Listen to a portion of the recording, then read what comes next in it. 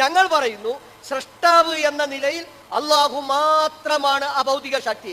ആ റബ്ബ് സ്വമതാണ്, നിരാശ്രയനാണ്.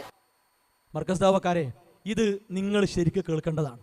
എന്താ അറിയോ, ഇവർക്ക് തൗഹീദിലെ വ്യതിയാനം വന്ന സമയം മുതൽ ആർത്തിരമ്പി പറഞ്ഞു, പ്രമാണങ്ങൾ വെച്ച് പറഞ്ഞു. എന്തറിയോ, ഇത് സമസ്തയുടെ വാദത്തിലേക്കുള്ള പോക്കാണ്.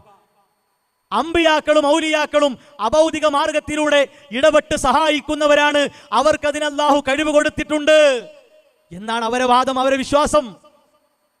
അതേ രീതിയിൽ ജിന്നും മലക്കും അഭൗതികമായി ഇടപെടും, സഹായിക്കും, അവരാ നിലക്ക് ഇടപെടുന്നവരും സഹായിക്കുന്നവരുമാണ് എന്ന് പറഞ്ഞ് ജിന്നിനെയും മലക്കിനെയും അഭൗതികത്തിലേക്ക് ആക്കിയവരാണ് നിങ്ങൾ. അള്ളാഹുവിന്റെ വിശേഷണത്തിലാണ് നിങ്ങൾ കളിച്ചത്, അള്ളാഹുവിന്റെ വിശേഷണത്തിലാണ് നിങ്ങൾ പങ്കുചേർത്തത്. ഫലാ തജ്അലൂ ലില്ലാഹി അൻദാദാ, അള്ളാഹ്ക്ക് നിങ്ങൾ സമന്മാരെ ഉണ്ടാക്കരുത്. ഒരു സൃഷ്ടിയും അള്ളാഹ്ക്ക് തുല്യനല്ല. ജിന്നില്ല, മലക്കില്ല, മരമില്ല, കല്ലില്ല, ഒന്നുമില്ല.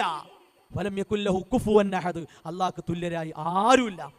ഞങ്ങൾ എത്രങ്ങളോട് പറഞ്ഞു, അതിന്റെ ഏറ്റവും വലിയ അപകടപ്പൈ കേട്ട് എന്താ അറിയോ, റബ്ബ് എന്ന നിലക്ക്, സമദ് എന്ന നിലക്ക് അഭൗതിക ശക്തി അല്ല മാത്രം.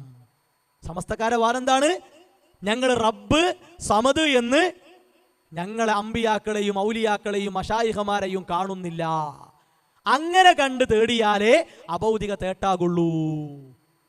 എന്താ ഈ വിഷയത്തിൽ നിങ്ങളെ വ്യത്യാസം എന്താ? നിങ്ങൾ പറയും. ഈ പരപ്പനങ്ങാടിയിൽ ഇത്രയധികം തൗഹീദിന് വേണ്ടിയുള്ള വാഗ്വാദങ്ങൾ നടന്നിട്ട് വീണ്ടും ഷിർക്കിന്റെ കുഴിയിലേക്ക്, ഷിർക്കിന്റെ മാളത്തിലേക്ക് നിങ്ങൾ കയറി പോവുകയാണെന്ന് പറഞ്ഞാൽ എന്താ സഹോദരങ്ങളെ? സുലൈമാൻ സഖാഫി എഴുതിയതും അലവി സഖാഫി എഴുതിയതും നെല്ലിക്കുത്ത് ഇസ്മായിൽ മുസ്ലിയാർ എഴുതിയതും നിങ്ങൾ ഈ പറഞ്ഞതും നാട്ടിക മൂസ മുസ്ലിയാർ തൗഹീദും ഷിർക്കും എന്ന പുസ്തകത്തിൽ എഴുതിയതും നിങ്ങൾ ഈ പറഞ്ഞതും എന്താ വ്യത്യാസം? ഖാലിഖ്, സൃഷ്ടാവ് എന്ന നിലയിൽ അഭൗതിക ശക്തി അല്ല മാത്രം. അല്ലാത്ത ഇടപെടുന്ന അഭൗതിക ശക്തികൾ ഉണ്ട് എന്നല്ലേ അതിന്റെ മറുഭാഗം. അപ്പൊ നിങ്ങൾ എവിടുക്കാ പോണത്? ഇവിടെ അതിന്റെ മുമ്പ് നിങ്ങൾ ചോദിച്ചതിന്റെ അവസ്ഥ എന്താ? നിങ്ങൾക്ക് അപ്പം രക്ഷപ്പെടണം, അത്രേ ഉള്ളൂ.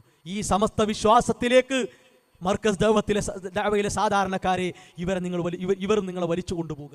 ശരിക്കാലോചിച്ചോളി, ഇതൊരു വാശിയല്ല, ഒരു ദേഷ്യമല്ല.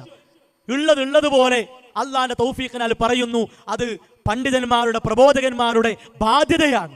അതാ നിർവഹിക്കണത്. ഇതിൽ വേറൊരു വാശിയില്ല, ഒരു വ്യക്തിഹത്യയില്ല ഇതിൽ. ഇതിനപ്പുറം ഞങ്ങൾ എന്താ ചെയ്യേണ്ടത്? ഇനി നിങ്ങൾ പറയും. തിരുത്തിക്കണം നിങ്ങൾ അലിമദനിയെ കൊണ്ട്. അലിമദനി ഇതന്നെയല്ലേ മുസ്ലിയാക്കന്മാരും പറയണത്? എന്താ ഇത് വ്യത്യാസം? ഇതെവിടെ വ്യത്യാസപ്പെടുന്നത്? വിടാതെ നിങ്ങൾ അവരെ പിന്നാലെ കൂടി ചോദിക്കണം.